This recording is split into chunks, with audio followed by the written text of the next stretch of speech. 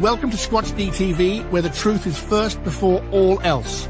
Join your hosts, veteran investigator, TV personality, and author Steve Coles, and from the Kentucky Bigfoot Research Project and the Kentucky Fried Fixes channel, Chris Bennett. Sit back and prepare to take yourself on a journey with the longest-running Bigfoot podcast, Squatch-D TV. Here are your hosts, Steve and Chris.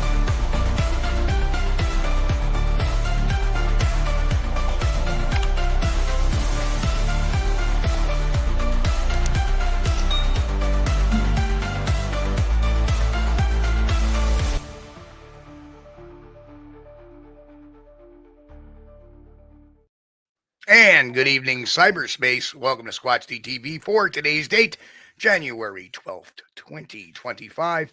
I'm your host, your guide, the Squatch Detective Steve Coles, along right down there, my co-host with the most, Mr. Chris Bennett. Hello, Chris. Hey, Steve, man, it's good to see you.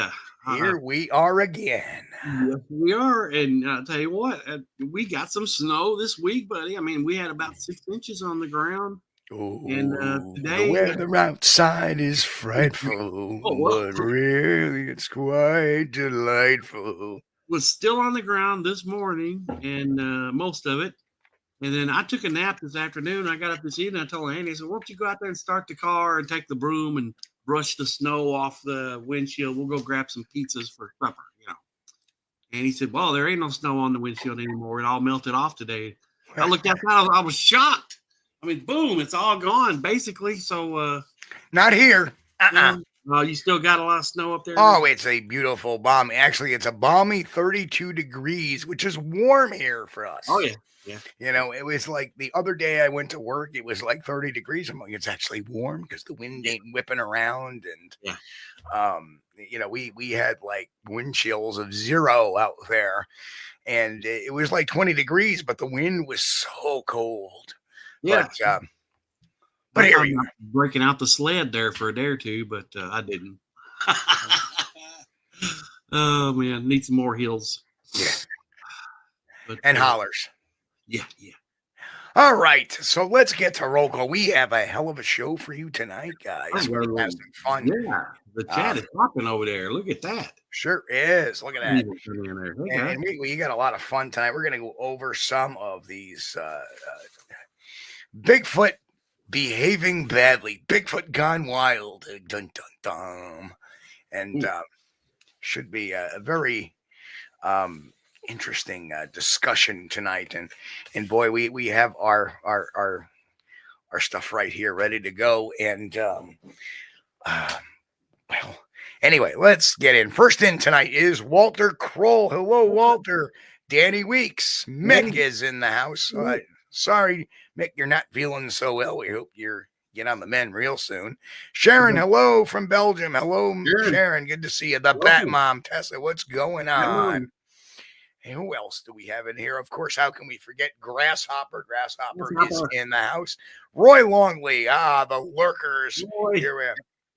Thanks, Roy. Sandra Piper, hello, Sandra. Good to see you. Gary Johnson Sr., hello. Martin Stilts, hello from Hominid Academia.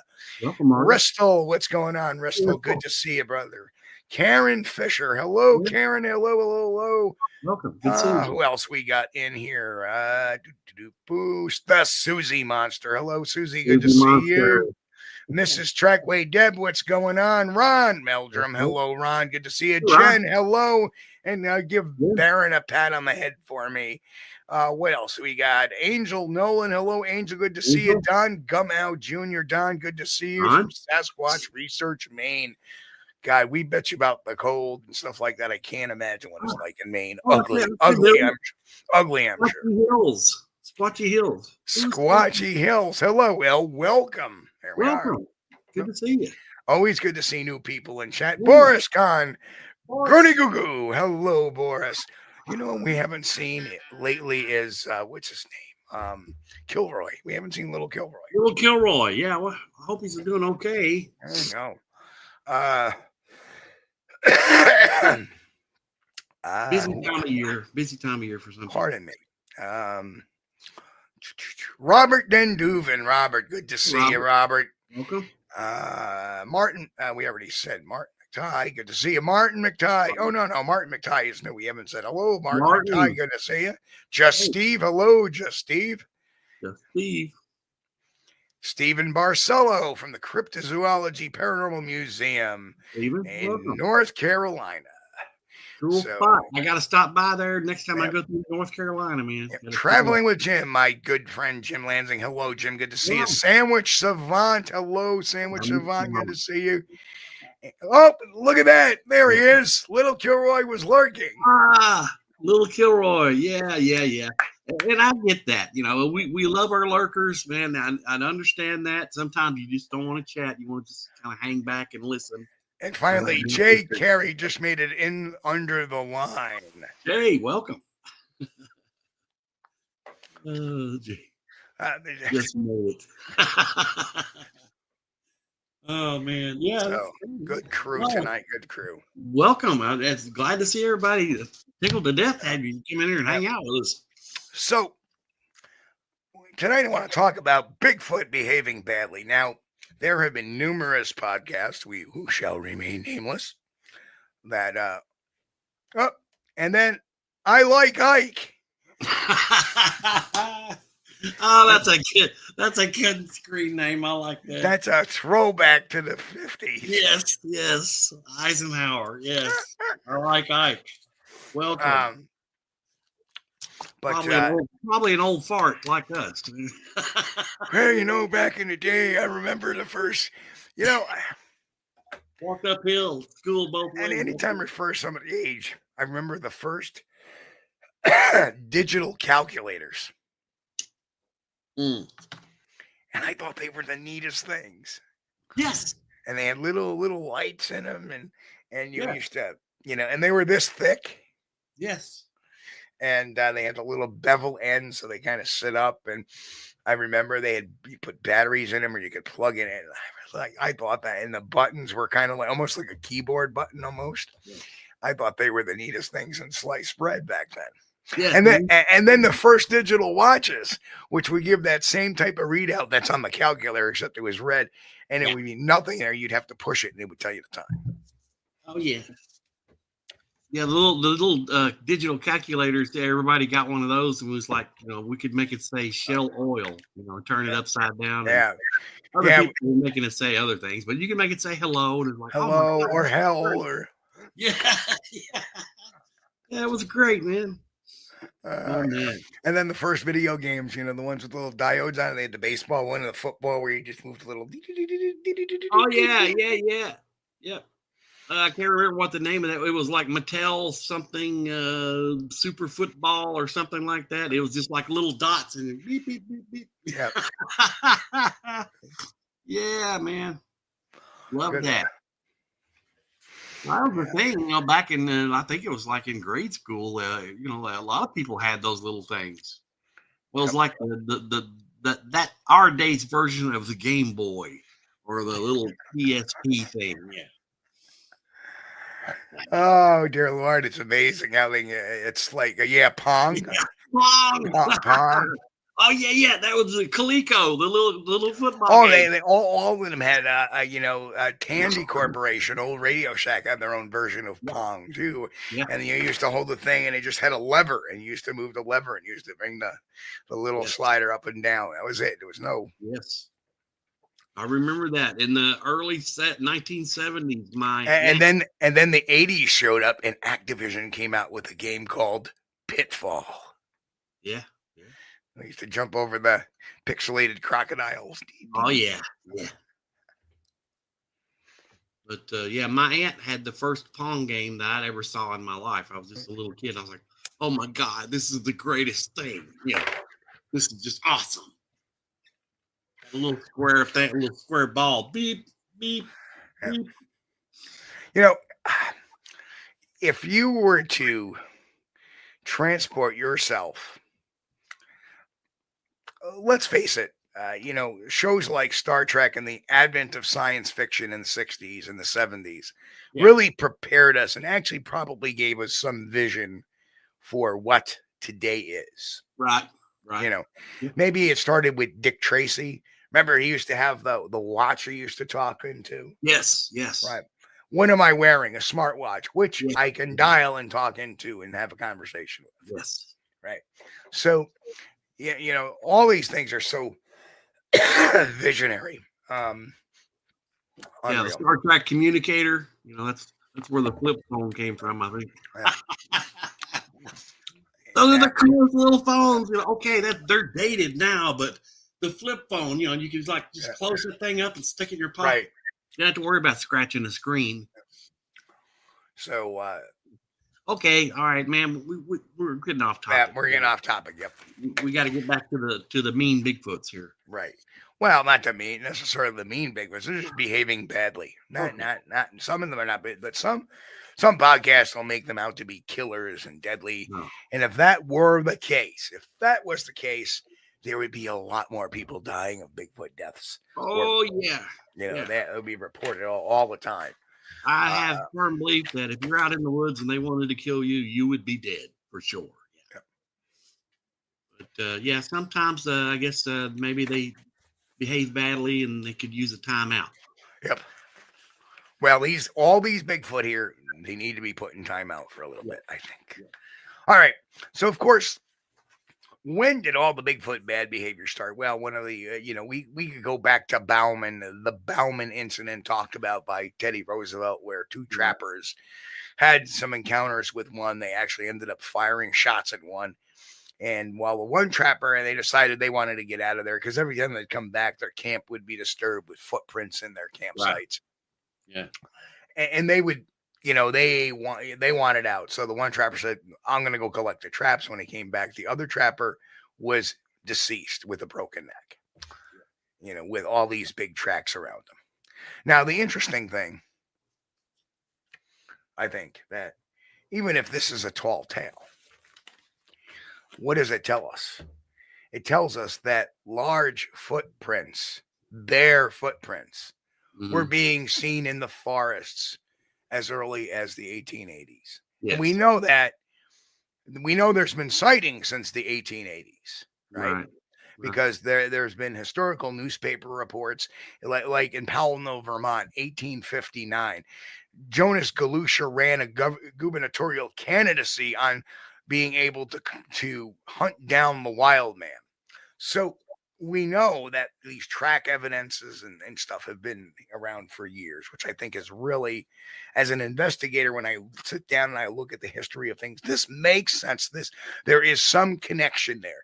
It may be blurred over time. It may be a little foggy. It may be some folklorish elements added to it as well, but they are based in something, right? And the truth is always based in something. Remember, every truth is a little of this and a little of that. And the real truth is something in between, something in the middle. Right. So for me, that says so much just about the Bauman incident. It's one of the first things really to I know of to mention tracks. Right. Yeah. And these encounters from the 1800s, I mean, those people were like wilderness guys, mountain men. They would know what a Bigfoot, what a grizzly track would be, and what a black bear track would be. Right. And so they would realize that a Bigfoot was like a big footprint. Yep. And Elkanah Walker wrote about them in his travel as well. Yeah. Let's move forward a little bit. Another bad behaving Bigfoot, if this is a tall tale, Jacko, who decided to take a nap on the railroad tracks or near the railroad tracks. Yeah. Again, that was the first time mentioned that, at least I know, that it was twisting tree limbs. It was breaking sticks by twisting them. And what do you know? We see a lot of the tree breaks we do see have twists involved with them. They're twisted, yes. So there is another interesting correlation that is really, really hard to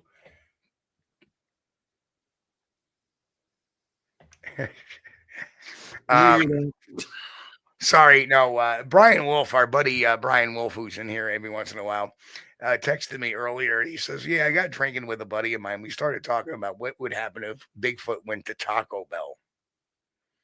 Right. And of course, I immediately texted him back. I said, well, I can sum it up in 2 words: taco hell. And he busted out laughing. He said, I busted out laughing when I read that. Well, I don't understand. Yeah, I think it wouldn't work with his digestive system very well. No. Anyway, so we have that. Now we move forward to probably one of the most nefarious incidents in the earlier part of the 20th century was in 1924, Ape Canyon, which is near Mount St. Helens, Washington State. Right. Where a group of miners who claimed to have been attacked by a group of ape men in a remote canyon. Ape Canyon was a remote area near Mount St. Helens in Washington State. The area was named it was named after the incident. I don't necessarily believe that. I read somewhere that the area, like Ape Cave, was named after the St. Helens Apes, which was a youth collective that had operated, and it was a misnomer. There seems to be a misnomer out there that Ape Canyon was named after the Fred Beck incident. I maybe the canyon was, but Ape Cave certainly was not. It was named after the St. Helens Apes. Yeah. But here's the interesting thing. We know about Fred Beck, but what were the other miners' names? There was Marion Smith, his son Leroy Smith, Gabe Lefevre, or Lefebvre, depending on if you want to pronounce that as French, and John Peterson were prospecting in the canyon and living in a small cabin they had built for shelter. So those are the actual names of the people. Until that day, I have not seen any really, when I see retellings of this, and even in my old time literature, I've never seen the full names put out anywhere. No, only one we had was Fred Beck. Yeah. So those are the 4 full names. Well, Fred was the only one to write a book, probably the reason. Right. And actually, we theorize that his son wrote the book. Right. And if you want to hear the real Ape Canyon incident described by Fred Beck himself, there's an interview that Fred did with Roger Patterson. Yep. And it's over on Todd Prescott's channel. What is it, Steve? The Sasquatch Archives. Sasquatch Archives. Yeah. Yep. Yeah. But really interesting video and interview. And the whole thing, Fred Beck never talks about anything weird. There's no woo injected into it or anything, unlike his book. His book injects a bunch of woo in there, talking about magical Indians and spirit arrows. As an author, I know when you start writing a book, sometimes you take some weird turns. And it happens. It's part of the process in writing a book. Yeah. So what else do we got here? So during their time prospecting, Fred Beck claimed that they had multiple encounters with large hairy bipedal creatures in the surrounding wilderness. And they, according, one of the miners reportedly shot at one of the creatures with a rifle, striking it. The creature fell into a nearby canyon, but no body was ever recovered. I don't know if they looked for it. I got to listen to Fred's interview. Of course, I wish Fred was alive because I would have loved to interview him. Yeah, that would have been a very interesting interview because I would have had questions that. When I saw the Patterson interview, and I've seen other interviews where, he was interviewed by John Green and stuff like that. But there were so many damn questions missed. Right. And that's the problem when you're an investigator.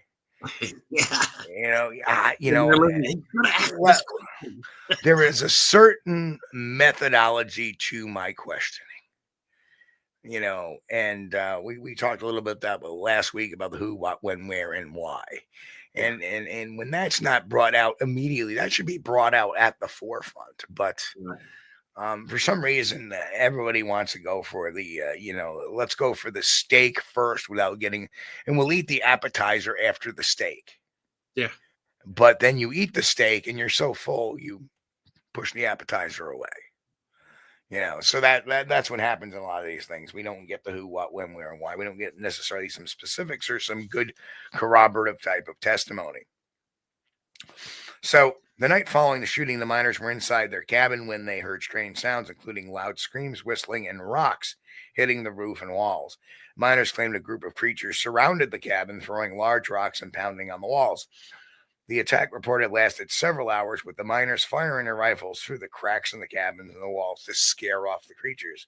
According to Beck, the creatures tried to break into the cabin by pushing on the door and climbing onto the roof. Now that is interesting, because didn't Fred say that the roof had an issue? No, I'm sorry. I'm getting the Rod Moorhead story confused. No, the cabin was built solid. Right. They built it pretty solid, so they weren't really. I'm sorry. I was thinking of the Ron Moorhead, the Sierra Sound story. Because when they had showed up, their roof had some issues, and they started gathering some stuff to. But well, with the Ron Moorhead's cabin deal, you can't really even call it a cabin. They just had some logs stacked around a tree to build. There's Grasshopper. Grasshopper made an interesting comment here. Mark Marcel wrote a book about Ape Canyon and found the original cabin a few years ago. I got to get that book. That should be rare. I got to get that book. That's very interesting.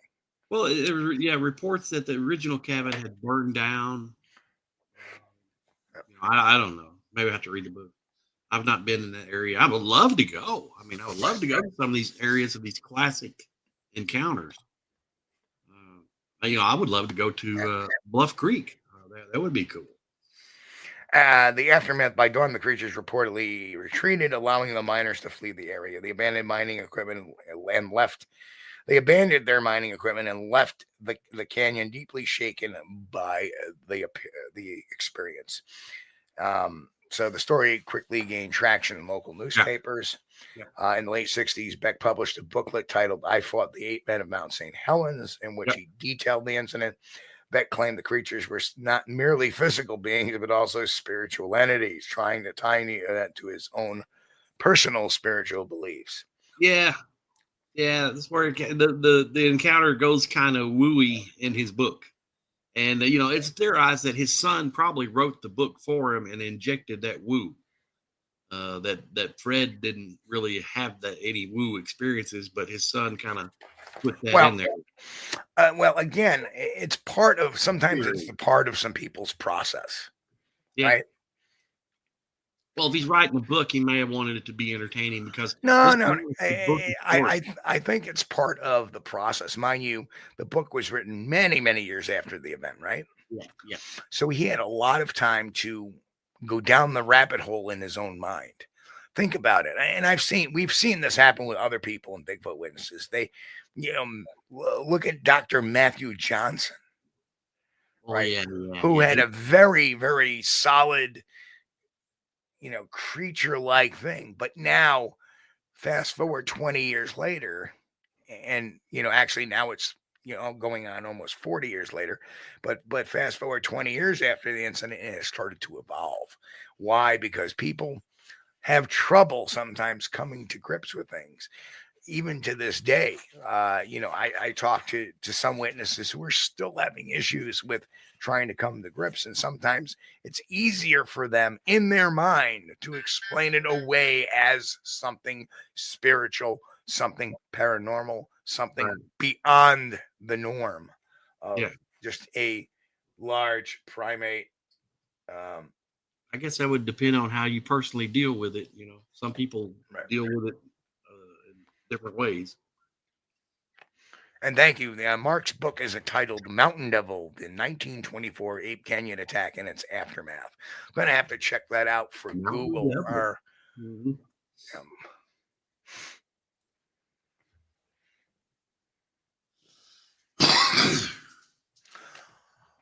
Kaiju Ninja in 1985 asks a wonderful question. You want to throw that up there? I just want to finish up this one here. How many encounter stories have you heard where Bigfoot kills someone? Do you think the wilderness hunter story, if true, provoked the Sasquatch to kill, or do you think the Sasquatch wanted to? That's a great question. Well, great questions. Well, Really, the Bauman is the only one that's been really given some interesting credit. There may be one or two or three that are out there that include a killing, but I don't know the truth of them. I don't know this. Like, I don't know them like the Bauman case. Yeah. Of course, the Bauman, what made Bauman's tale so forwarding is that Theodore Roosevelt actually heard Bauman tell the tale, and he wrote about it in his book, The Wilderness Hunter. And Theodore himself, President Roosevelt himself, had heard some very strange vocalizations in Montana. He was a very skilled and veteran type of hunter. Yes. He was a man's man. Yes. The Wilderness Hunter, great book. Now, Roosevelt. Now, as far as do I believe, in the Wilderness Hunter story, provoked the Sasquatch to kill?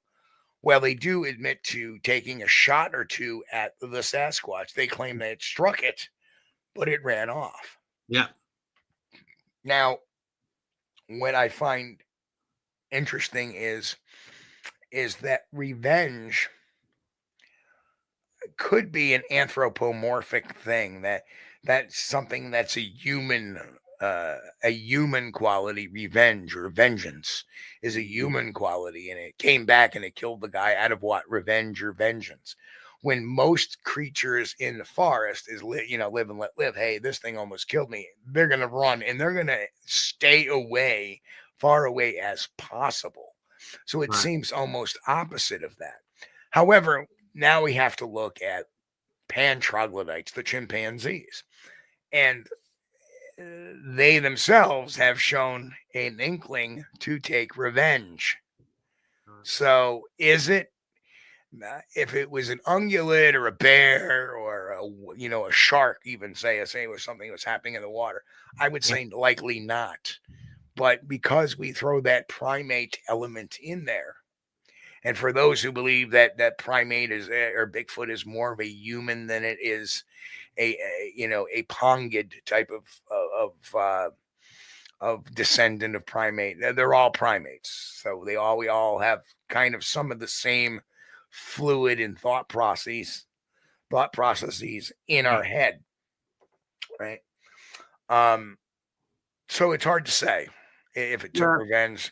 I would, does that make it a little more far-fetched?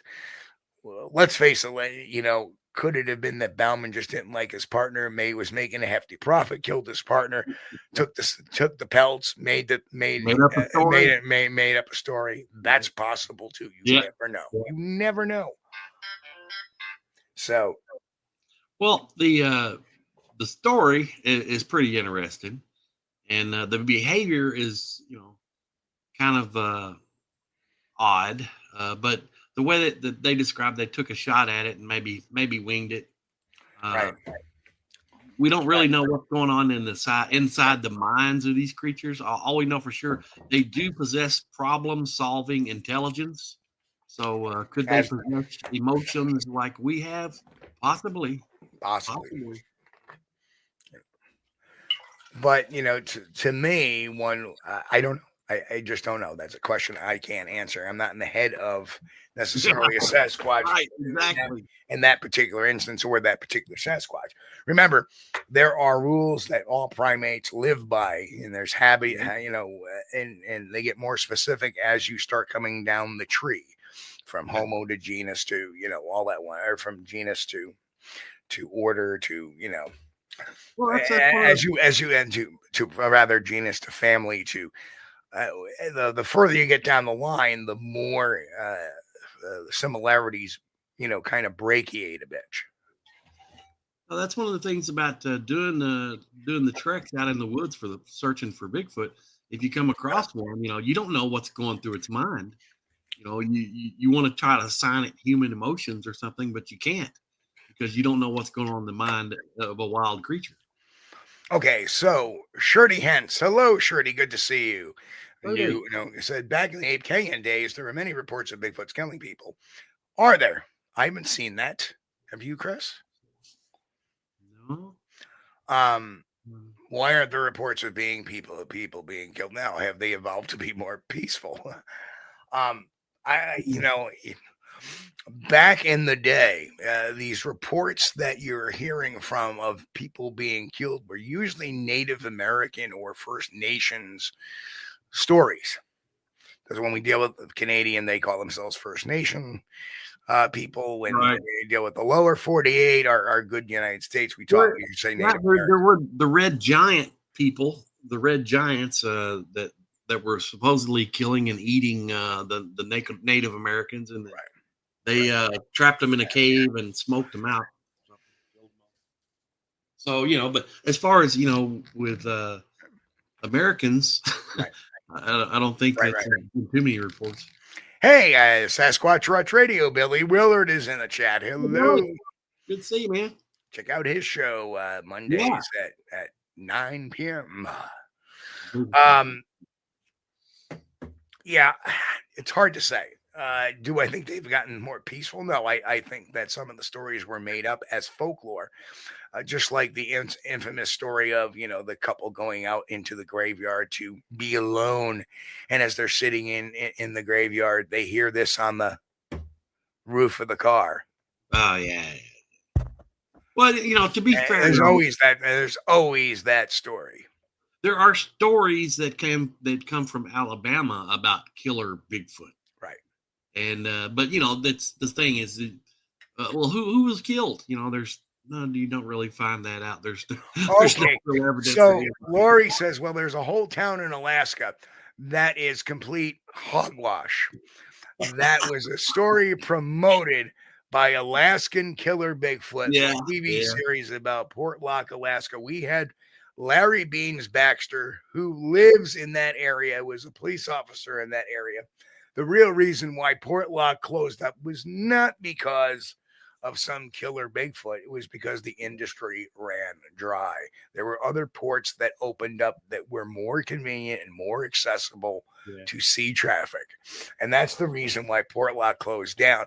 But, leave it to Hollywood to give it a little more colorful flair and let that be sold as the truth. Remember, these are the same folks that brought us the Russian killer Yeti, where they completely made a mosh of Dyatlov Pass. These are the same people that gave us the mermaid documentary. These are the same people so you have to, or even the captured Bigfoot. You have starring the infamous, who from the Oyster Club out right. So you have to take each of it with a grain of salt. There was not a town that got dried up or killed out by yes, were there some murders? Yes. Yeah. And there was believed to be a serial killer in Portlock at the time. Yeah. Well, that's not out of the ordinary for Alaska too, because people do get cabin fever. Right. And, they do weird things. Yeah. So there is definitely some stuff. You got to understand what I love. That's why I love doing this show, because people come up and have some of these misnomers. We love to let's set the record straight. This is what the show is about: fact, not fantasy, science, not science fiction. And that's where things get off the rails with this, is that the truth of the matter is that there was no town. Well, trust me, if there was, we would have been talking about it a long time ago. Didn't that burn on the last episode? Was that Portlock when they were leaving and then it was like on fire? They're like, oh, look, it's burning down. Yeah. Laurie says, well, Western town, and oh my God, Pacific Northwest serial killer. Yeah. Why is it that a lot of the serial killers come out of the Pacific Northwest? You ever think of that? There's Ted Bundy, the Green River Killer, who was living out kind of that way was Ted Kaczynski, the Unabomber. Israel Keys was raised in the Pacific Northwest in Oregon. Yeah. Well, it's antisocial areas probably. Yep, Gary Ridgway, the Green River Killer. That's right. Yeah, you're living by yourself, alone, away from people. You're kind of isolated, and people get kind of weird doing that. So, okay, let's move on a little bit from Fred. Need that human contact. Let's move away from Fred Beckaroo and let's so another incident. Wow. Ooh. Yeah. Nick has a theory. Only Nick. So there, I'm going to go over two stories. One very well known, and one not so very well known. So we all know the Ford family's Bigfoot encounter in Fouke, Arkansas, formed the foundation of the famous Fouke monster legend. These events occurring primarily in the early 70s and late 60s, I might add, are among the most detailed and sensational accounts of Bigfoot activity, leading to national fame through media coverage and the cult film Legend of Boggy Creek by Charles B. Pierce in 1972. In 1964, early sightings of reports began in Fouke, Arkansas in 1964 when reports of a strange, large, hairy creature near Fouke, Arkansas began surfacing, describing a bipedal beast roaming the wooded swamps of Boggy Creek. In the late 60s and early 70s, sightings became more frequent, with locals reporting livestock deaths and unusual tracks. On May 2nd, 1971, the Ford family encounter, consisting of Bobby Ford, his wife, and other relatives, moved into a rented house in a rural area of Fouke, Arkansas. On the night of May 2nd, 1971, the family reported hearing strange guttural growls and observing a large, tall, hairy creature with red glowing eyes near their home. Bobby Ford later claimed that the creature attempted to enter the house by smashing through a screen window. At one point, it allegedly grabbed him, resulting injuries as he fled the scene. The family reported finding, 3 toad tracks outside the house and scratches on the window frames. Law enforcement found no definitive proof, but noted the family was visibly shaken, and as well that Bobby Ford was taken to the Texarkana Hospital and treated for, his injuries. Now, mind you, if people don't, Texarkana is actually, even though that's is very, very close by Fouke, Arkansas, it's probably within 15 minutes. Yeah. Well, in the movie, they showed it. It broke through the window on him when he was in the bathroom. Yeah. I don't know if that's true or they just did that for comedy relief. I don't know. I would assume there was a fair amount of genuineness to it. I mean, Charles B. Pierce was the kind of guy that was trying to get the real gist of the. Right. And Shirley Hint says another question: do Bigfoots have poor aim? They never seem to hit people directly. I guess that's talking about the rock throwing thing. They actually have very good aim. I've known a couple of researchers who have been pelted with small rocks, not in a very aggressive manner. I'm well, like anything else. I don't think can every Homo sapien throw a baseball the same way? No. So it depends on the individual, I think. I've never had anything thrown at me. I've heard a rock thrown in the woods, but never directly at me. And from the sound where it hit that tree, if it had been thrown at me and hit me, I'd probably be dead. It was a heck of a pop hit that tree. Never thrown anything at me though. No. Me plenty of times, including once on this podcast. Yeah, that was sometime. Was that the Halloween one or it was in October one? I think we did. I think we did that one at the end of September. Was it September? Okay. Yeah.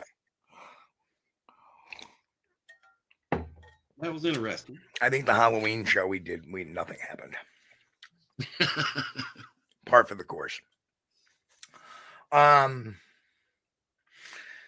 the days following the initial encounter, the creature was reportedly seen again near the property, heightening the family's fear. So the Fords moved out of the house soon after, citing fear for their safety. Investigators found large 3-toed tracks near the Ford property. Some guesses were made, but skeptics questioned their authenticity, obviously. Scratches and damage to the house were consistent with the family's story of an attempted break-in. And though some critics say, oh, the incident could have been fabricated.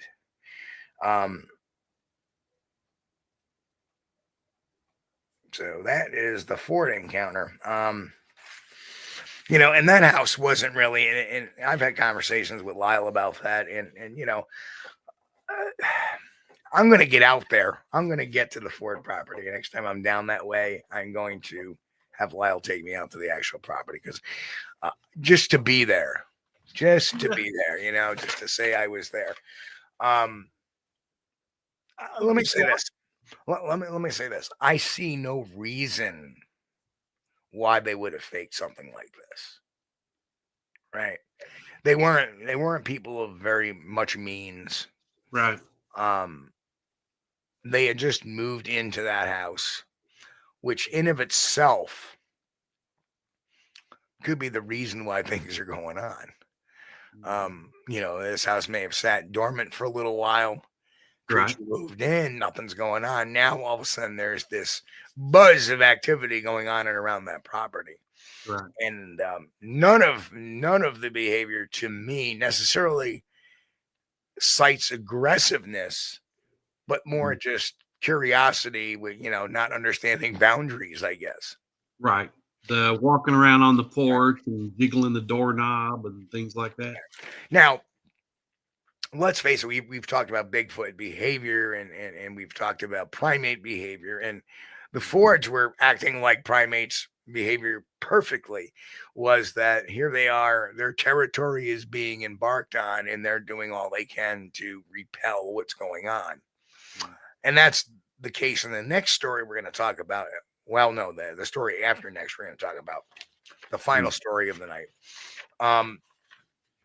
So when I look at something like this, it's this, it's this convergence of all this activity that's going on that's piqued the curiosity.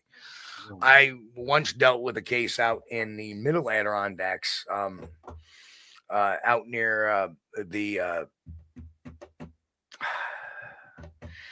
out where the Adirondack Express runs. Let me just put it that way. I didn't want to name the community right off the shoot. But they had some activity going on in their backyards, and we don't know why. We moved in. It was quiet for a while, but then all of a sudden this started. What they were doing was taking all their compost, all their, leftovers from meals, and they were dumping it in the backyard. Oh, yeah. Yeah. Scrap pile. Now, all of a sudden, there's a food source. Right. And as we know, primates are scavengers for the most part, too. They are creatures of opportunity. If there's something to eat and they can eat it, they will. Yeah. Right. And, I think we should point out, too, that Bobby Ford, even though he was injured with his encounter with that creature, it didn't really attack him. He ran into it. Correct. He said it grabbed, in one case it grabbed him, almost grabbed him. Yeah. Good to see you. But Shane, I haven't heard that, but I wouldn't be surprised. Shane asked anyone here of the Salt Fork State Park in Ohio was first opened that rangers reported a Bigfoot looking into the ranger building outside through windows, plus rangers seeing Bigfoot on roads. Possible. Like I said, anytime something new like that opens and there's a confluence of activity, yeah, you're going to have these strange events. And is it a coincidence? And that's what I'm saying. If the Fords had lived there for 2 years and all of a sudden this started, then I'd be like, no. But the fact is, they just moved in there, and within a week or two, all this stuff started to add up and start to happen. Yeah. Yeah. And it escalates and it escalates and it escalates. So, yeah, if you live near a national park, get to know the rangers, especially the ones that's been there a while. And through by way of conversation, you can learn a lot of things that's probably not known to the general public. So let's talk about a very similar case that was going on in the late 60s in, of all places, Vermont. The Gaelic farm in Vermont is often cited in discussions about Bigfoot due to a series of reported encounters that suggest possible Sasquatch activity in that area. Now, I don't know if traveling with Jim is out there, but we have done quite a bunch of research out in that way. And Jim was with me one particular night when we caught that, and Jim had his FLIR. Yeah. And that was the same night that we captured a series of pictures of a solitary, upright thermal hit moving. It was on the shoreline, and it moved off the shoreline into the swampy area behind the wooded area. I go down there the next day. Of course, there's no tracks because, number one, there's a lot of stone. But the other thing, too, is so many boats go by there in the morning that the waves, you would have wiped out any track evidence that was there. We just wrote it out. But when I went there, the only way to access that was climbing down 40 feet of rock. Not something somebody's going to be doing it in the middle of the night. Yeah, it was about 9:30 at night, 9 o'clock or 9:30 at night, completely pitch black because it's the autumn, fall. Right. You know, you're out there and you look and there's nothing. You can't see anybody using a light, right? Yeah. You don't hear anything. But then you look and you see it moving around. You see it moving in the thermal. And then what we do is, hey, you okay down there? No response. In fact, the response we got was it moving into the wood line, right, and disappearing. So take that with what you may. That was within a half to quarter mile of the Gaelic farm that I'm about to talk about. So the Gaelic farm is located in rural Vermont, surrounded by dense forest and rugged terrain that makes it an ideal setting. Over several years, the farm's residents and visitors reported a series of unexplained phenomena, including vocalizations. Witnesses described hearing loud guttural howls or screams emanating from the woods, unlike known wildlife in the region. Footprints, large humanoid footprints, were discovered in muddy or snowy areas on the property. Unusual behavior in livestock. Farm animals were said to behave erratically, possibly reacting to unseen predator or intruder. Some witnesses have claimed to see a large bipedal creature at the edge of the forest or moving swiftly through the trees. These sightings often occur at dusk or during the night. And some people have found tree structures of broken branches. Investigators noted peculiar structures made from broken branches and trees in the nearby forest, often associated with Bigfoot behavior. I don't know about that, but because I've been up there plenty of times, never have found a tree structure. But there are things, because there are things that are said publicly. This is my home turf. Right. Because as the crow flies, when you stand at the Gaelic farm, you look out and there's the little tributary from the Pulteney River out to East Bay. And right across the way is New York State. Right. And that town is Whitehall. Were there apple orchards near that area, nearby the farm? No? No, they're probably about a mile away. There's a pretty large cornfield, which coincidentally, the farmer that had the cornfield, and that's in New York, actually had observed a Sasquatch in the cornfield. Now you go about another 3/4 of a mile, kind of north, or kind of rather east, southeast.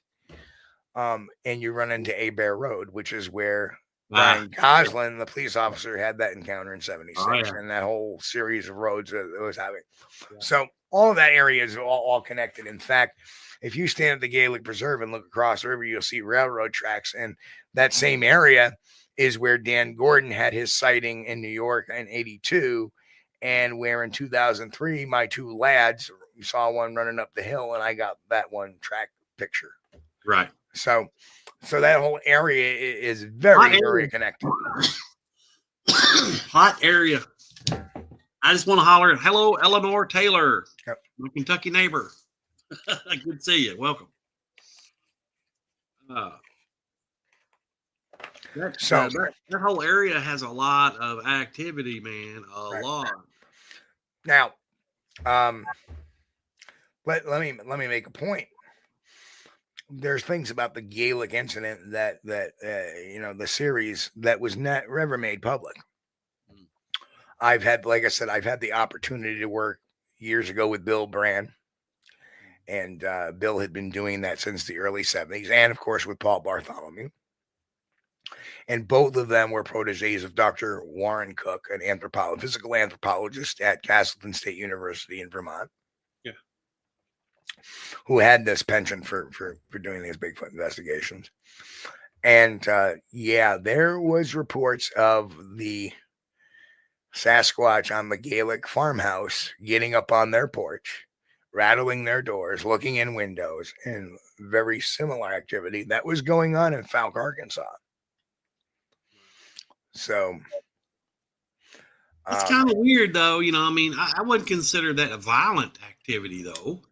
That would be more like a curiosity thing. Still behaving badly. I never said they're violent. I said they're behaving badly. Shame on you. Don't be peeking in people's windows now. Don't be jiggling people's doorknobs, right? Exactly. Don't be toilet paper in their front yard.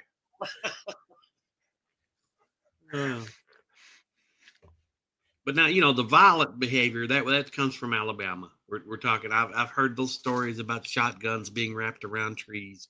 But the thing is, are they just stories? Did that really happen? Bigfoot, beat up a hunter and wrapped his shotgun around a tree. Come on. Not saying it didn't happen. Just saying that I'd have to see it. So, why does Bigfoot throw rocks and not their own poo like chimpanzees? Ew! I just don't know. Because that would be evidence. No, how can they know that? How do they know that would be evident? They couldn't know that. They couldn't know that. Speaking of, let's have a retro moment right now.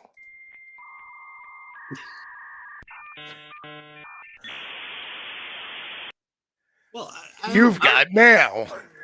I don't think that the larger primates, the gorillas, I don't think they really are known for throwing their poo. That's the smallest. I tell you what, I have one video up on the channel of one of the primates winging something and smacking his kid right in the head. Yeah. But smaller primates, they'll throw a handful at you. You got to watch those little rascals. Yeah. But the larger primates are primarily spitters. So you got to be careful. You're standing close to the cage. They'll spit on you.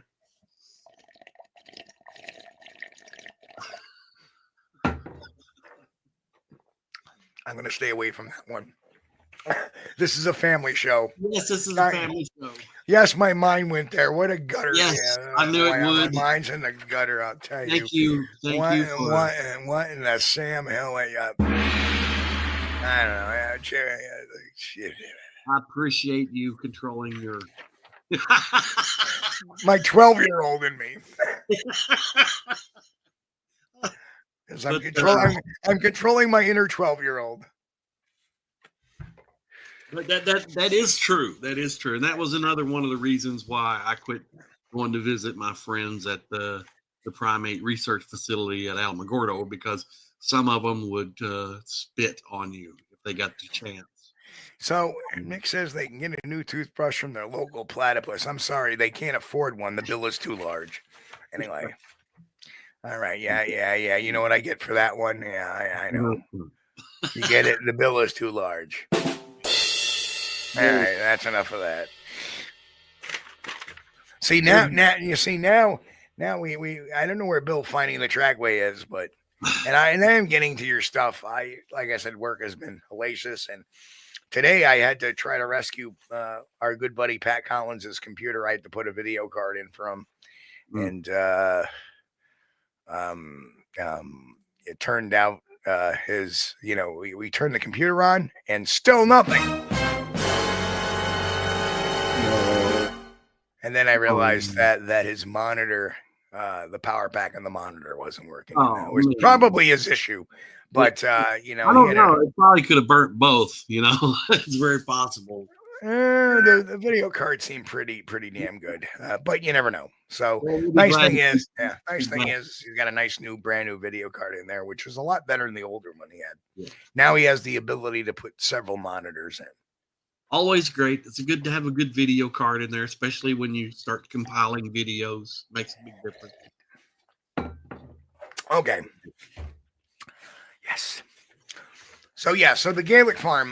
Getting back to that story is there was a lot of stuff that was not really made public. I was kind of lit in on it, and confirmed. Brand told me about it, and then was later confirmed by Bartholomew, and so very interesting stuff going on out there. So finally, the final item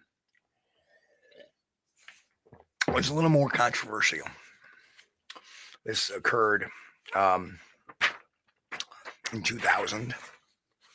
It was known as the Siege of Honubby, or for that, I'm pronouncing it like the locals. It's spelled like Honobia, but it's pronounced by the locals as Honubby. Sits in I forget what county in Oklahoma, but near the Arbuckle Mountains. Supposedly Arbuckles are very busy with Bigfoot activity. But the BFR had received excuse me. They had received a message from Michael, the uncle, about his brother Tim being harassed by what they believed was a Bigfoot. Family had been experiencing problems for about 2 years with animals prowling at night, stealing deer meat and other from an outdoor shed. Now, mind you, I had a lengthy conversation with Tim. And for many years early in on the Bigfoot forums, Tim was actually in on the forums, believe it or not. And yes, their deer lockers were being raided. Yes, they would go on their porch once in a while. They would rattle the doors, just like had occurred at the Ford residence, just like it had occurred on the Gaelic farm.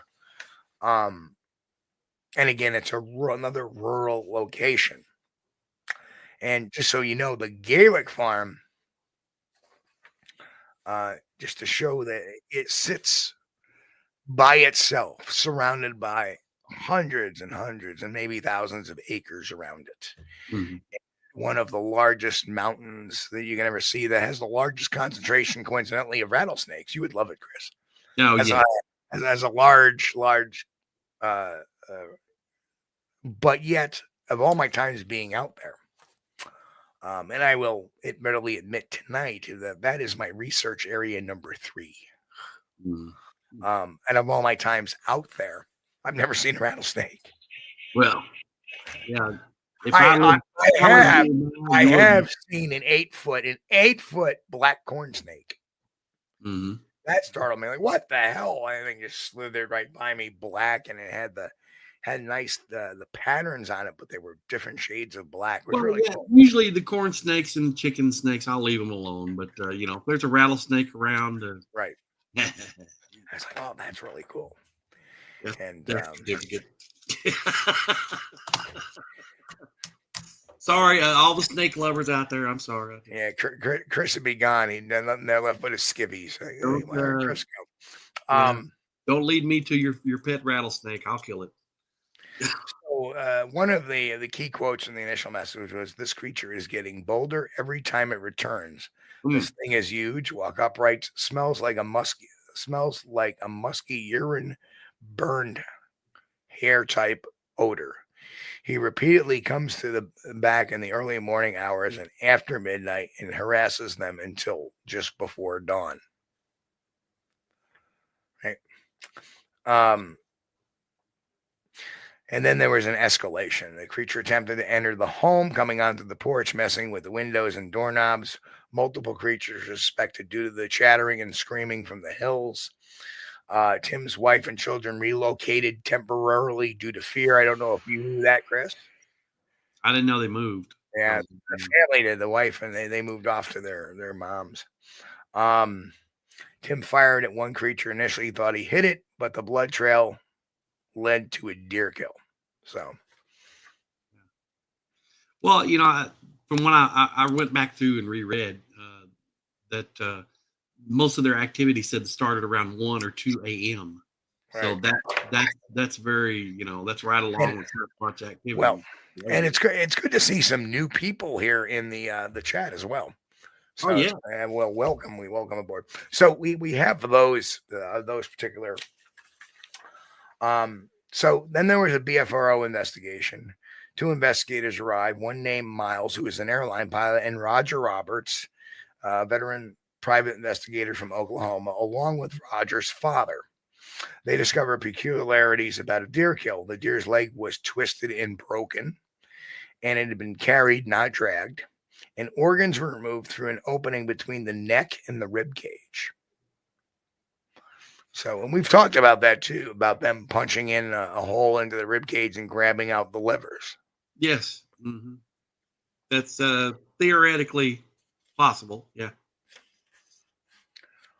I believe they did, Nick, eventually, and they kept them away is what it did. They kind of receded a bit with the lights. I've always said this, and I used to have my first business cards I had, the 5 things to do. If you see a Sasquatch, don't panic. They're not normally aggressive. When the sighting's over, write down as much as you can.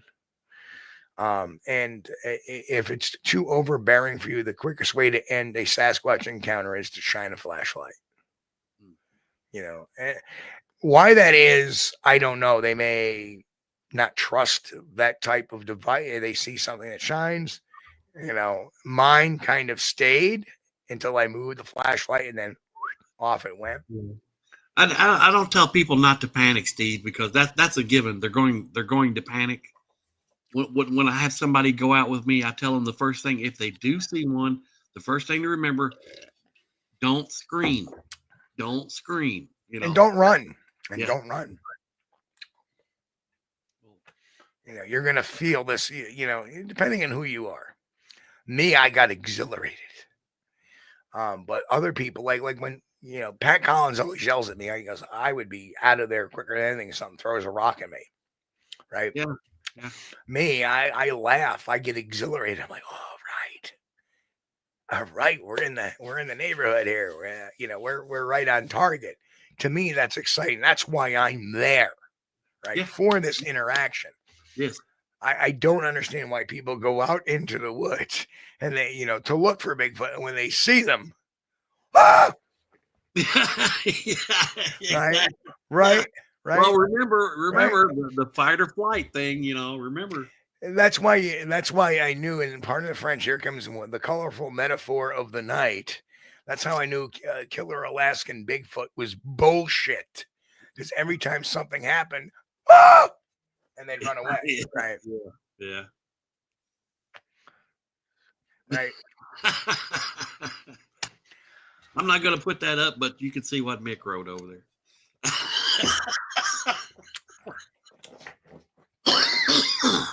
And I agree, Pancho, that you can always leave them alone, give them their distance. Yep. Exactly. And because they don't want to harm you. They don't, because studies have shown primates of one species rarely, may I point out that rarely attack species of another primates of another species. Of course, there are cultural differences. There are some groups of chimpanzees that will hunt monkeys, but that's not the norm. The same with people eating monkeys. It's not the norm, and it's taboo. And a lot of who wants to eat monkey brains? Yuck. Right. Oh, you want a monkey leg? Here. No, thank you. Creepy. That was one of the things that Ollie and the other guy, I can't remember, on Living with the Mech, the Mech gave them monkey hands to eat that were cooked, and they couldn't get over it. Said, "Oh my God, I felt like I was eating a small child or something." So Here's the key thing about the BFRO investigation. There was what they call a key confrontation night. There was heavy rain that complicated the investigation. Multiple shooting incidents occurred from the porch. Yeah, these guys were popping off rounds from the porch. They would see the eye shines from the porch as they're beaming the forest. Right. And they were taking shots at them. That was their solution, was to start shooting them. Maybe they'll go away. Investigator Miles, the pilot, witnessed something with eyes reflecting pinkish red about 7-8 foot high. His quote was, "It was there for just a second in the trees across the road, around 7 or 8 feet tall. It was definitely there, not the reflection of wet leaves or anything like a tower light in the distance." Of course, tower light in the distance, of course, being a pilot, it's probably, a frame of reference that's easy for him. That's why he said it. It's kind of a weird thing to say, but being a pilot, it kind of makes it understand that. Yeah. So what they believe was the root cause analysis was property attached to numerous deer due to Austrian snow peas planted by Tim. So they were planting these snow peas. Right. And the deer would come out and get their fill. And that's what they would do. They would shoot the deer. Now they got their meat for the season. Yeah. And Tim regularly hunted deer from his porch. Right. The theory emerged that the Bigfoot stayed despite gunfire because they were conditioned to expect wounded deer or deceased deer after the shooting, and that would be their way of just grabbing it and go, grab and go. So that was the thought. So they resolved it to stop hunting deer and remove deer meat from the lockers. In other words, just like you would for any invasive creature or pest that you're having. You have an area and you keep getting bear in your yard because you have a garbage can you keep on the south side of the yard. What do? Well, I'm going to move the garbage can inside the garage where it's locked. Yeah. And that way the bear can't get it. The bear eventually realizes it's not there anymore and he moves on. Right. Primates would do the same. Increased presence of fish and game vehicles help deter both hunting and creature activity. Because they were calling fish and game. They were calling people as well. The creatures gradually disappeared, though occasionally heard howling from hilltops, and eventually all activity ceased. You take away that food source, you took away their reason for being there. Well, I wouldn't expect them to stick around if the locals are taking pot shots at them. Right. So that is the one thing, and when people say to me, I got these things on my property, I will refer to the one in the Adirondacks, and the guy's like, yeah, I'm sitting in my house, and all of a sudden something bangs on the side of the boom, side of my house.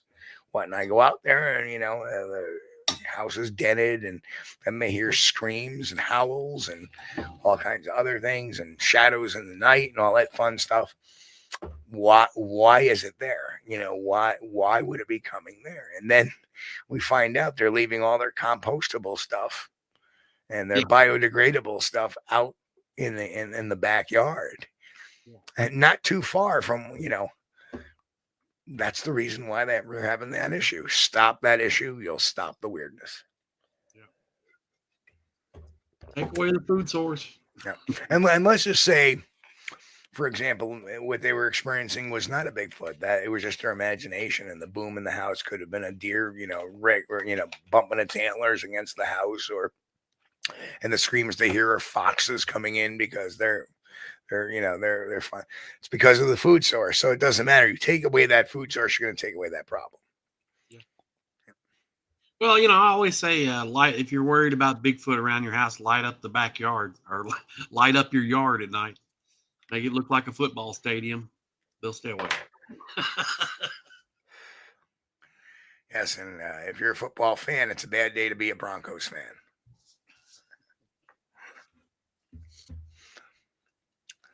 So, there's another. Mick says there's another well-known incident of Sasquatch behaving badly. The Chapman incident. That's true. That's true. Yeah.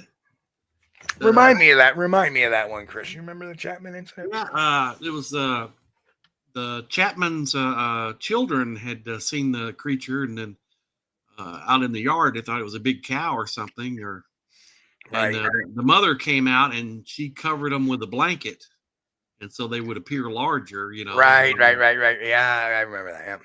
Yeah, and I think they kind of like got out of there, and when they went back later to investigate, the creature had ripped open some barrels of salmon. And, That's right. Yep. But yeah, that Ruby Chapman. It was the Ruby Creek incident. Right. Yep. I don't know if it was Ruby Chapman. I can't remember her wife's name, but it was the Ruby Creek incident. Right. Yeah. And the Chapman family. Yeah. If you had said the Ruby Creek incident, I would have oh yeah, I remember that waste of the Chapman. Why does that sound familiar? It's because that was the Ruby Creek name. But yeah, she was alone with her children, and of course, the big hairy man comes out of the woods, and her being a Native American, she remembered the stories, the tales of what this creature was. So she just kind of covered her children with a blanket. And I don't know if it was to make them appear bigger. That's what I was thinking. But it might have been to hide the children from it because it was considered a bad omen to see one. And she didn't want the children seeing it or it seeing the children. Yeah, it's a bad omen to go over to Mick's house and he presents a meatloaf for dinner. Anyway, I don't think it really did anything to them. It did behave badly. It went in and broke up their salmon barrels and stuff. So yeah, I guess that would qualify as bad behavior. Yeah, well, hitting the side of a house, that's bad behavior as well. Yes.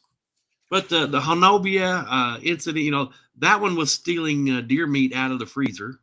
So they had an outdoor deer locker. Yeah. They had basically a shed that was, just for the purpose of culling their deer. Right. And when they, they would go in there and the deer would be gone. Like, where the hell would it go? That's pretty rude. Yeah. But when I was looking at that incident on the BFRO website, it says Tim and Michael were trying to kill the animals. Apparently, there was more than one target at some points. I asked Roger on the phone if it was possible these guys are just freaked out and shooting at raccoons in trees. Roger sounded very nervous and didn't want to talk much. He just replied, "No, this is serious business. They've definitely got a problem here." I called back a while later and was only able to talk to Miles and Roger for a few seconds. Miles' last words about what was happening is pretty much shoot to kill at the moment. Jeez. I would think that those creatures would have probably bugged out of that area. I mean, if they're getting shot at. But they were conditioned that the rifles, meaning they were shooting at the deer. Yeah.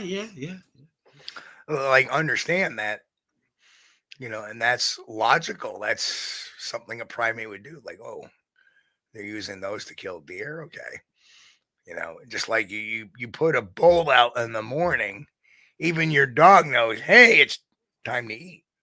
Right? Well, yeah. So, I don't know. I think they know what gunfire means. I think they do. Well, I think it's learned. It's learned. It's not something that's automatic. Yes.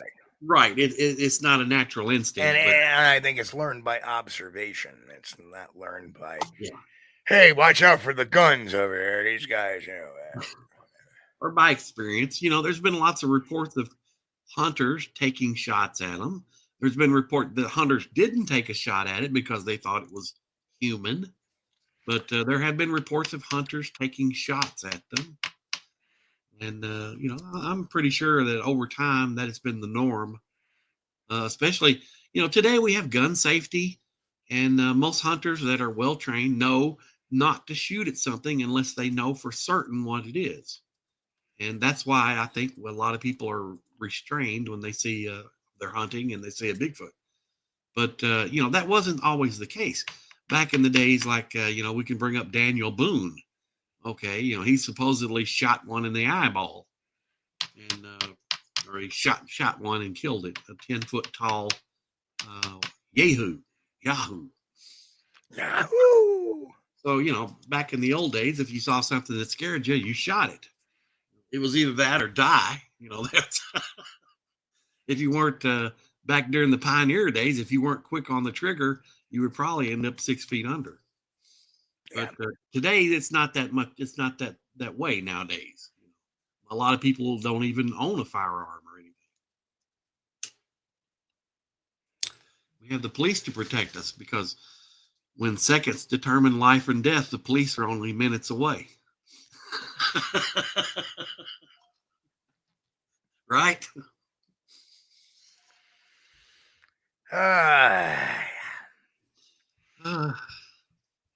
Well, we won't get on that. No.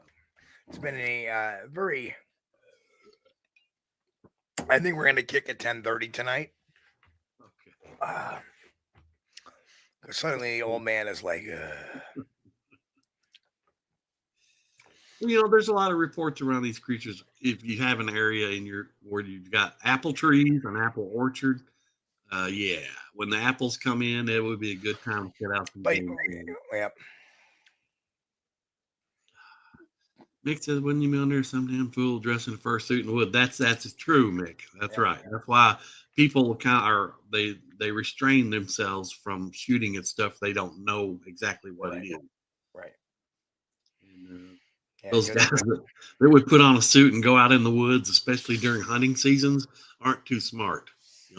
That's they're asking for a Darwin Award right there. Oh. Darwin Award. Yeah. Like the guy, it was unfortunate. He was where was it? He was the Pacific Northwest. He had a Bigfoot costume on, or a gorilla costume on, running across the road to scare people. That was either. I think that was in Michigan. Was it Michigan? Wherever it was, the guy ran across the highway, got hit by one car. Flew into the opposite lane where he got hit by a second car. Both the people that are operating motor vehicles were in there. They were 18 and 19 years old, both female, and they were both very traumatized over the deal. That is a trauma that's going to last their lifetime, unfortunately, because of this. I mean, it's unfortunate. The guy's dead. I mean, can you imagine sitting, being one of those girls, and then you're starting to get over it, and you turn on the TV and there's a Jack's Links commercial. Right. Exactly. Or Pizza Hut comes out with the Bigfoot pizza, and it's just like constant reminding, because, the cultural appropriation of Bigfoot has begun, Well, that guy started out playing a prank. Okay, he was getting laughs. He thought he was hoaxing. He's getting laughs, but it's to me. Okay, he's not videotaping it, right? No. Right. What's he doing it for? The guy's got. I don't mean to speak ill of the dead. The guy's got a little friggin'. He's got a bolt loose in his skull, because. Whoa! I got him! I mean. What's the end game? Oh, look, there's a newspaper report. Bigfoot, that was me. You're good. Wow. I don't get it. It's hard to know what's going on in the minds. There it is. Randy Lee Tenley was hit and killed in Kalispell, Montana. Okay. That's where it was. I knew it was an M state. Michigan. Unfortunate. And the guy lost his life. That's horrible. But nothing's worse than losing your life, but traumatizing other people for the rest of their lives would be. Unfortunately, I hate to say, play stupid games. Sometimes you win stupid. You win stupid prizes. And that's the thing.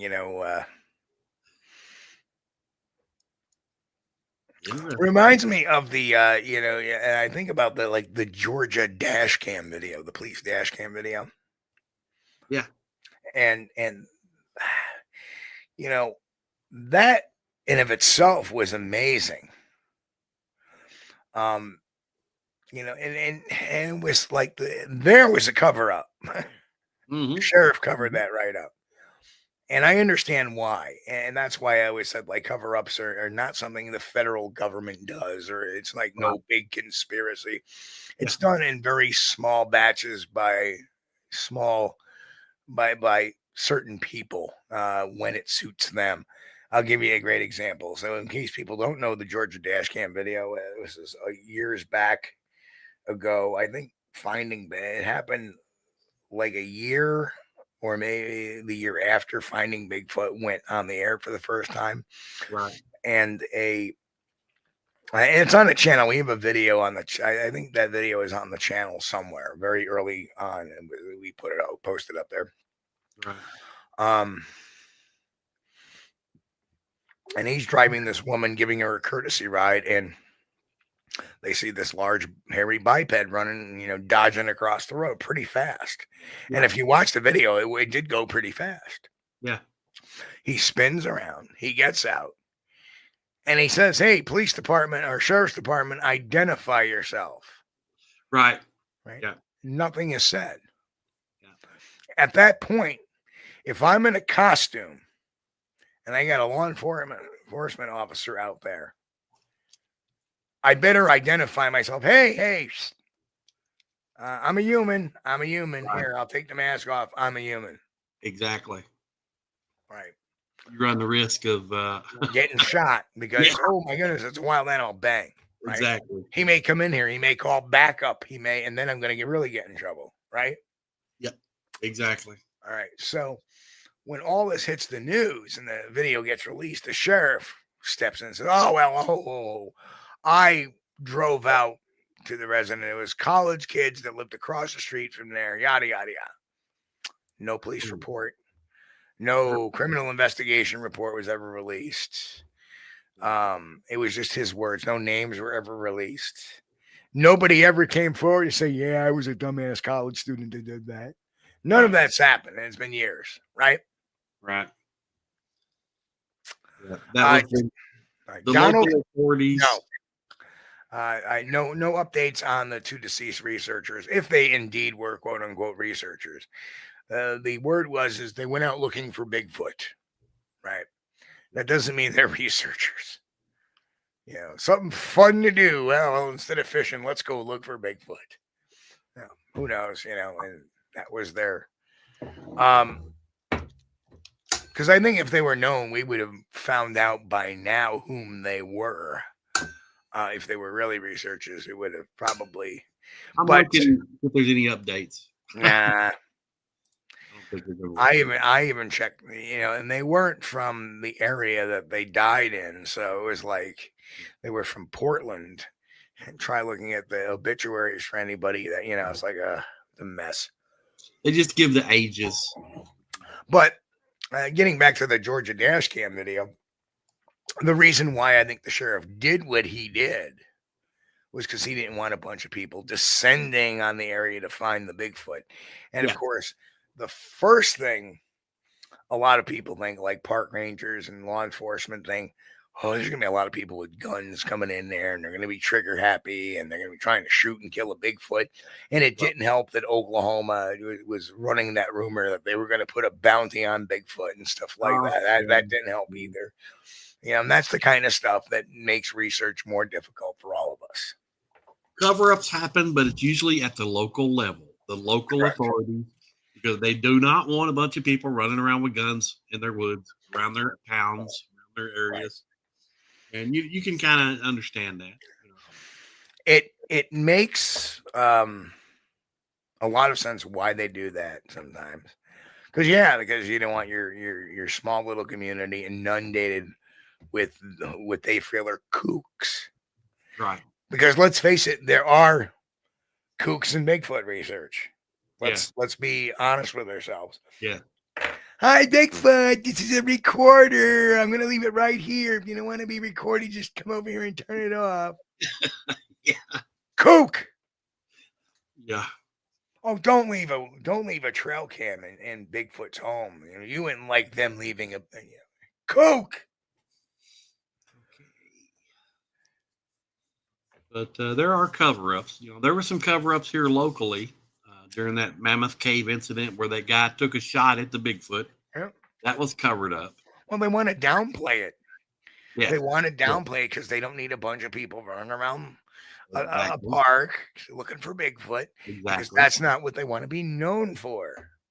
Nobody It's bad enough they get enough people in the park looking for Bigfoot that they know about. Right. Because I've been there on an expedition with Charlie Raymond in the KBRO, and yeah, they know they want to keep it quiet. They want right. to keep everything, Yeah, we don't want to be known the Salt Fork of Kentucky. Well, with that, but you see, Salt Fork embraced it. Yes. Mm-hmm. Well, you're starting to see little things around, like a little Bigfoot keychains and things like that in the area, and so I think it's starting to catch on a little bit. But mostly the officials, though, they kill the story or they push it underneath. Yeah, well, we had this report. This guy fired a shot at what he thought was Bigfoot. But everybody's safe. Everybody's safe. It's not happening. Nothing to see here. But they don't tell you the part where the guy was not arrested. They insinuate they investigated it, and that this guy was arrested or something, but he was not arrested. If he was arrested, he was detained.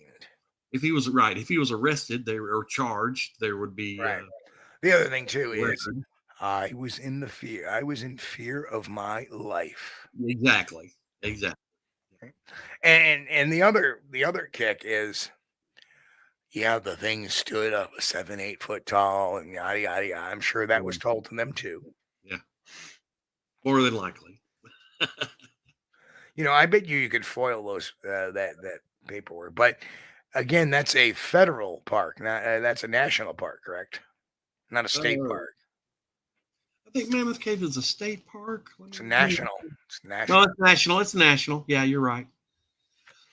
But there's some things that happened, like the trailhead, the parking area for that trailhead for the backwoods camping. After that incident, that was demolished. There's no more parking area. Steve and I went there during a late night investigation, and I was like, "Where did it go?" They had been construction equipment in there, and they had demolished that whole parking area. Now, I don't know if they've put up a brand new one since, but the parking area for that trailhead where you go for the backwoods camping is gone, or was gone.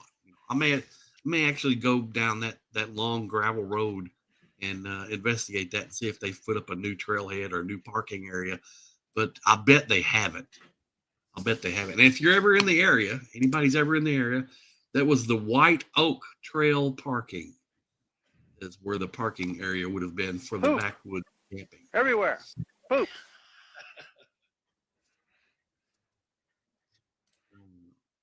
Also, they shut the Green River Ferry down early. Yes, that is the most interesting. There's a part where you're driving in the park, you have to actually get on the ferry to get over to the other side of the park. Mm-hmm. It's all of about maybe couple hundred feet of water, but yeah, it's not very, but it's not very long, not very far across. But they don't have a bridge there. You actually have to go across the ferry, or you have to drive about 25-30 minutes around it. It's really weird. Yeah, that was scheduled for maintenance. It really was. But after that sighting occurred, where the guy took the shots, the ferry was shut down early, and they supposedly began maintenance early. They didn't want people going across the river for some reason. But, because all that occurred on that other side of the river.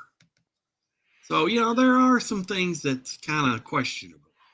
Right. But then again, I don't think it's anything that's, according to directive number 864. Yeah. Hang on, let me get that. Nothing nefarious or conspiracy. Right. In the case that a Bigfoot is sighted on the property, you were to do this. Right. No. And then you were to contact the federal government's Bigfoot agency at this number, where Men in Black will descend upon such place and remove said Bigfoot to our secret lab located in No. More than likely, that was the park manager. And if you believe that kind of stuff, you need a reality check. Yeah, after that, it was probably more than likely the park manager said, "You guys are going to do some work on the ferry anyway. Just go ahead and start that now. We want to keep people away from that side of the river." And just to show you, people's extremes. Years ago, I looked at this website, and the guy was trying to say, "Oh, there's FEMA camps everywhere. They're interning people." Yeah. Right. Yeah. And then I was scrolling through, and I said, "FEMA camp in Albany, New York."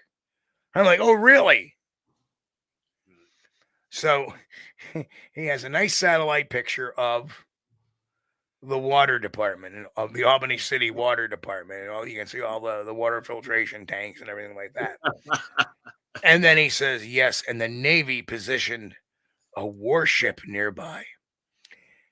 Yeah, that's right. And the Navy positioned a warship nearby. And I look over there and I go, that's the USS Slater. You know what that is? That's a museum.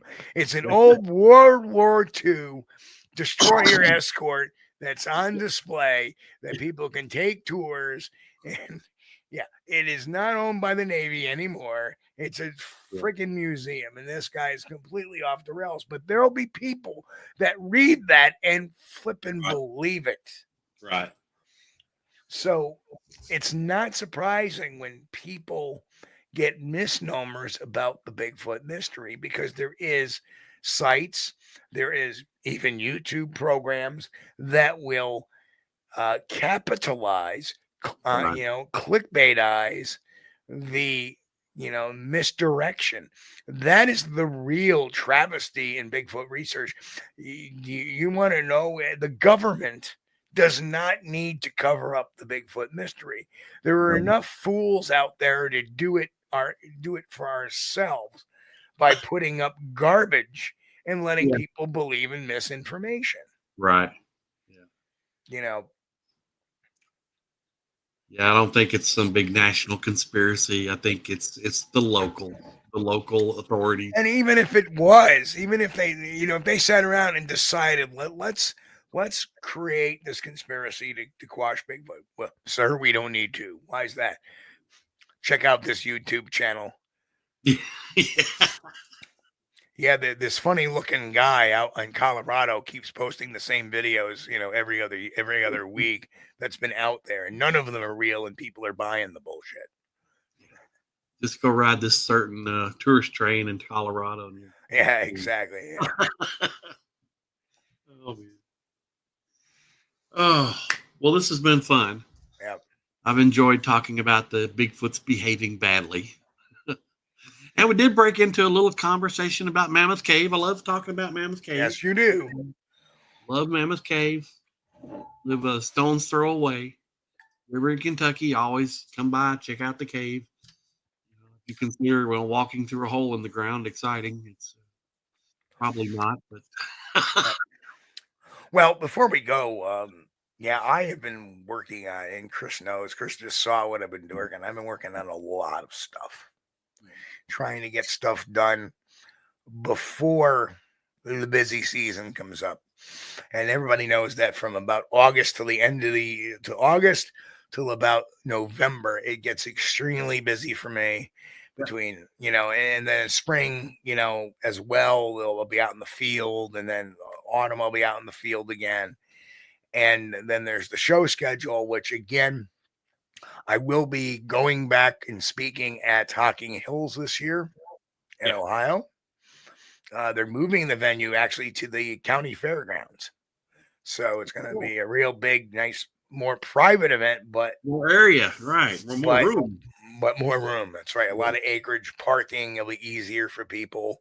Access will be easier for people. So, I was shocked. Thousands and thousands of people. I was shocked. Right. But now they gotta ship in food trucks. But then again, there were food trucks there last year as well. So, Right. so it's all self-sustaining. So that's gonna be a great event. And of course, then 2 weeks later is the Pennsylvania Bigfoot Camping Adventure. And I don't know the speaker lineup for Hocking Hills yet, but I know we're gonna have a lot of the same folks that were there last year at the PI Bigfoot. Now we're gonna also have Ron Moorhead, Dr. Jeff Meldrum, and Lyle Blackburn this year. Last year we had Ken Gerhardt. This year we have Lyle Blackburn. Oh yeah, Lyle's great. So of course we'll have the Ames guys, from Mountain Monsters. A couple of those guys will be there. Willie and Jeffro will be there. Yeah. So yeah, it's gonna be a stellar event. It's gonna be a lot of fun. And hey, all I can say is that yeah, it's going to get really, really busy. Hey, Bill, there's finding the trackway. Good to see you. It's going to be a great event. So I'm going to be there. And then, of course, Whitehall will be the end of September. And then there may be an event or two that kind of floats in between all those as well. I have no idea, Grant. Gotta ask Lyle that. Well, one interesting about Lyle is he likes driving to his locations. So he may have monster sauce there. Yes, absolutely. Cool. I know last year when he went to Hocking Hills, and he may be at Hocking Hills too, he was selling monster sauce there as well.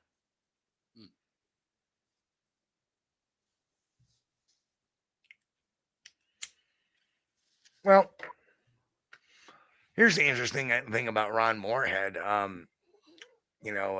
Is that apparently there's a lot more recordings that haven't been released.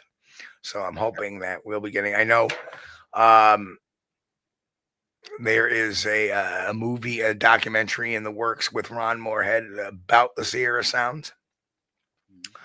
And so that that's done. That's going to be directed by our former guest there, an old buddy there, Ed Monge, who was on the show a few years back.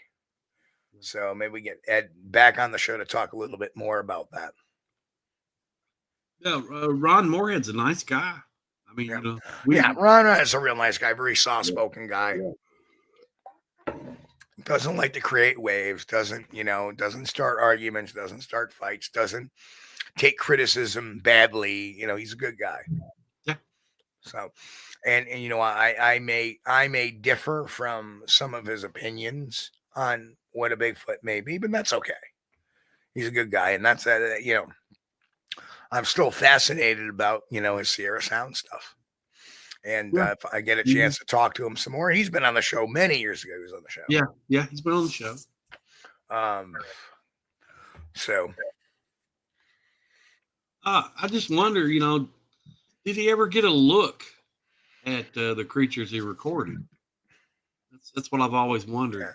I think they were like inside the cabin structure. If you want to call it a cabin, it was a structure. If I recall, because I do own the first two CDs. Yeah. And the first one was very limited to what the sounds were, and the second one had more sounds on it. Right. And that one was actually narrated by Ron, and he talks a little bit more. And from what I can recall, I remember him saying that you could see the shadows moving in the wood lines. Okay. Yeah. You could see the figures moving in the wood lines where they were there. So I don't know. Well, we'll see. But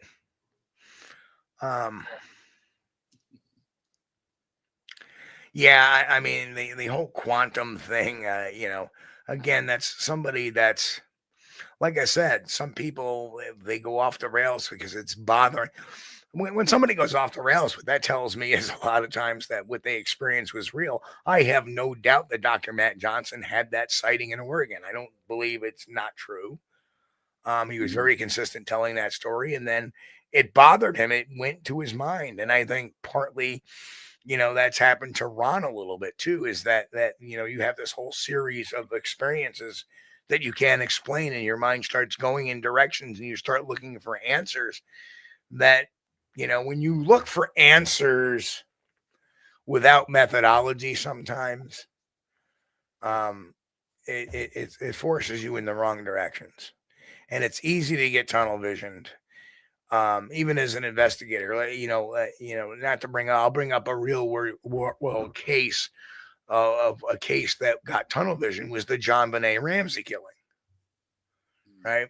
They focus so much on the parents when they should have been focusing on the broken window, and they should have been focusing on all the other little particulars, right? And as it turned out, they ended up getting a DNA sample that belonged to nobody. It belonged to nobody in the household, right?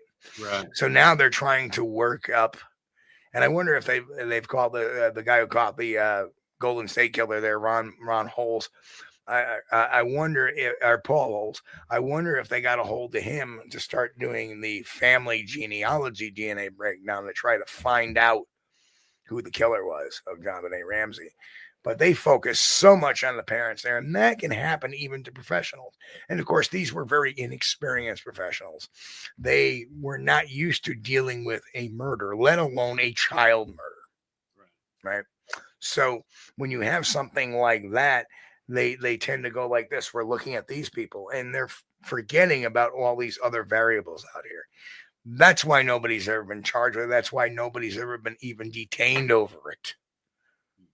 Except that guy that said, "Oh, I did it," but was just a nutcase. Right. Mm-hmm. So it's very important to do it, everything, the methodology, and always leave the door open for other examples or for other avenues. It's good to have an open mind, but you don't want to be so open that you're considering space creatures from Pluto came. Well, remember tenet number 2. Tenet number 1 is keep an open mind. Tenet number 2, keeping an open mind doesn't mean throwing away the science books. Right? Yeah. Exactly. So Zorro.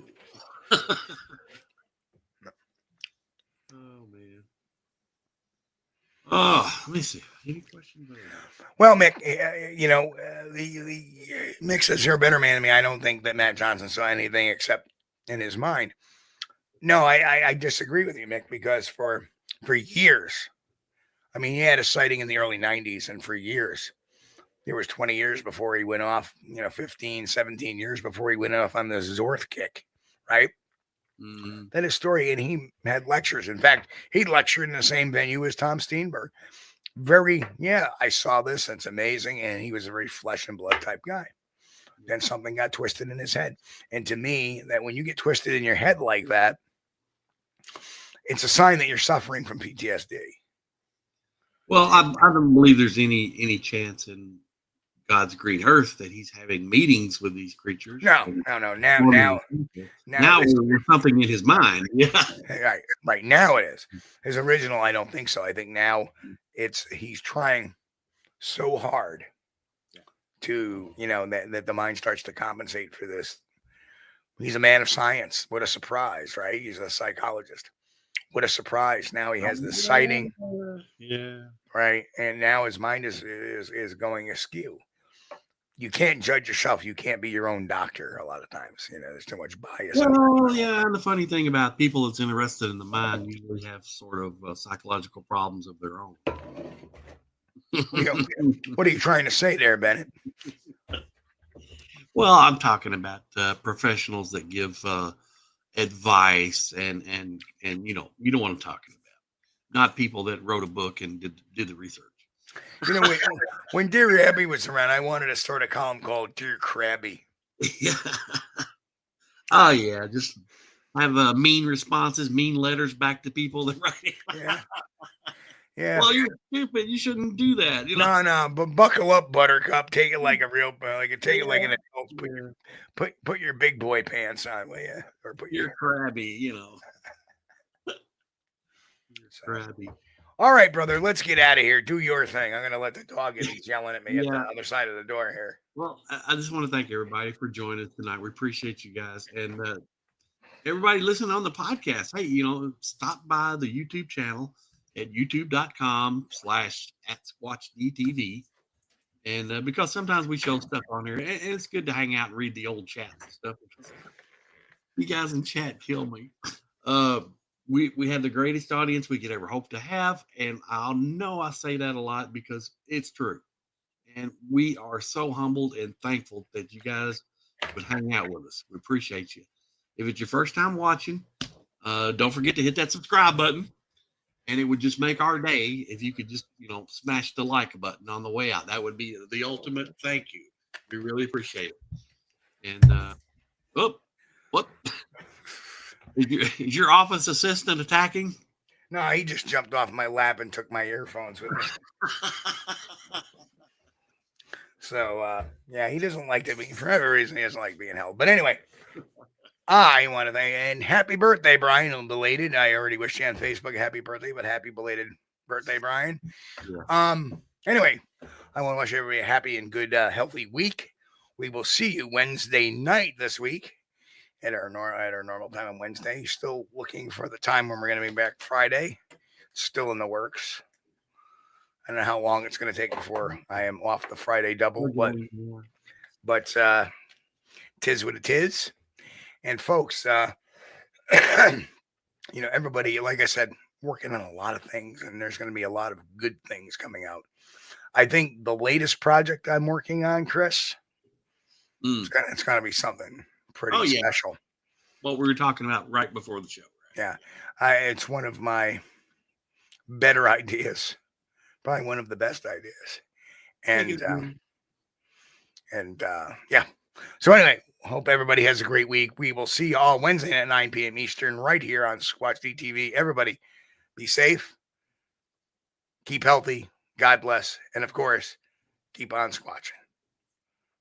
We thank you for being here with us on Squatch-D TV. If you haven't taken the time yet, please hit that like button and subscribe to the channel. And oh yes, hit that notification bell too. We don't want you to miss anything.